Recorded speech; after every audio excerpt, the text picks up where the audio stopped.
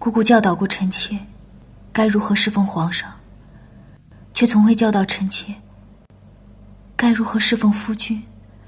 甄嬛得宠后，得到了皇后和华妃梦寐以求的东西。那么甄嬛是什么时候对皇上动情，又是怎么给皇上洗脑成功的？好歹是2位常在，竟然被一个答应欺负成这个样子，在宫中没有恩宠真是可怜。于婴儿违规处置心常在，让甄嬛察觉到危机。她现在明白一味的避宠根本不足以保护自己和甄家。你吹得极好，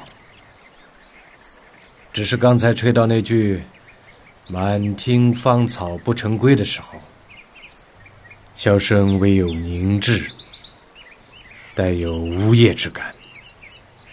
可是想家了吗？曲有误，周郎顾，王有耳力，堪比周公瑾。甄嬛立志要嫁与世上最好的男子。当她与皇上在御花园偶遇，虽然皇上冒充果郡王，可无论哪一个身份，身世和才学都足以让甄嬛动心。皇上如何欺瞒臣妾？不是欺瞒，朕只是不愿意让你因为朕的身份怕朕、顺从朕、献媚于朕，更不愿意因此而成个孤家寡人。当得知意中人是皇上后，虽然与自己的愿望略有差距，但甄嬛依然很满意。她现在也已经知道皇上在意什么，开始考虑如何才能让自己顾宠。我只求保我甄家平安，求皇上对我真心。皇上很喜欢小主，小主也喜欢皇上。那天我去倚梅园，其实有3个愿望，但最后一个却没有来得及说出来。奴婢洗耳恭听啊。第3愿，便得一心人，白头不相离。可我这一心人，偏偏是这世间最无法一心的人。那就退而求其次，不求一心，但求用心。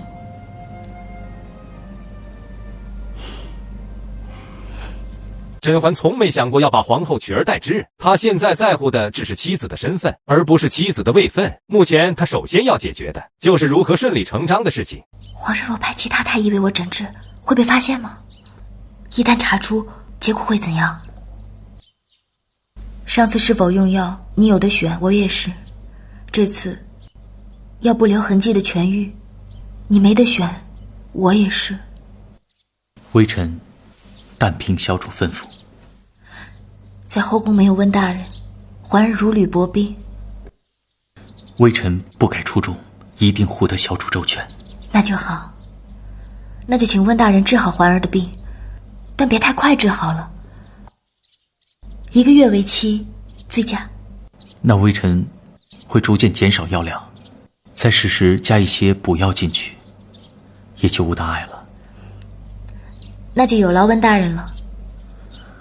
以之前的欺君之罪相威胁，再稍加恭维作为安抚，温实初被甄嬛牢牢地绑在身边，日后也为他化解了很多灾祸。皇上要过来，小主换一身鲜亮的衣服接驾吧。就这身衣裳挺好的。好是好，就是稍稍素了一点。就是要这样家常的样子才好呢。甄嬛开始为自己打造人设，营造出一个等待丈夫归家、温婉素雅的妻子形象。臣妾不怕。怎么不怕？你都不敢看朕。向来嫔妃第一次侍寝都是怕的。臣妾不是害怕，于皇上而言，臣妾只是普通嫔妃，可臣妾却视皇上为夫君。今晚是臣妾的新婚之夜，所以臣妾紧张。安陵容侍寝害怕，最后被完璧归赵。甄嬛却借着害怕之意，继续给皇上植入自己的妻子形象。从来嫔妃侍寝都是诚惶诚恐，百般谨慎，连皇后也不例外。从来没有人对朕说过这样的话。你既把朕当作夫君，在夫君面前，不用这般小心翼翼。此时皇上以夫君自称，心里已经认同甄嬛的妻子形象，日后多次保护甄嬛，也是因为丈夫有保护妻子的义务。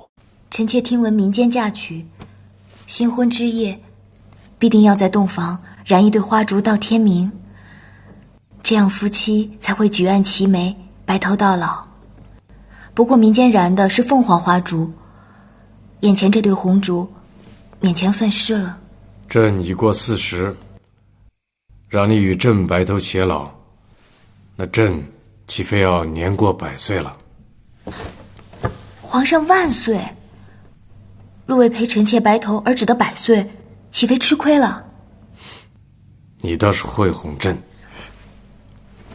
皇上可是在笑臣妾傻，连红烛之说也相信。朕只觉得你赤子心肠，坦率可爱。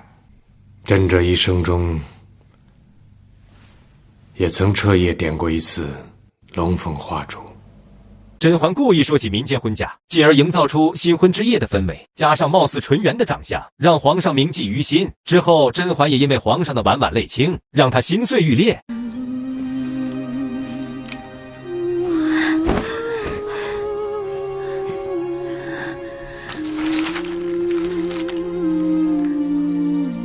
皇上竟这样把我的话放在心上。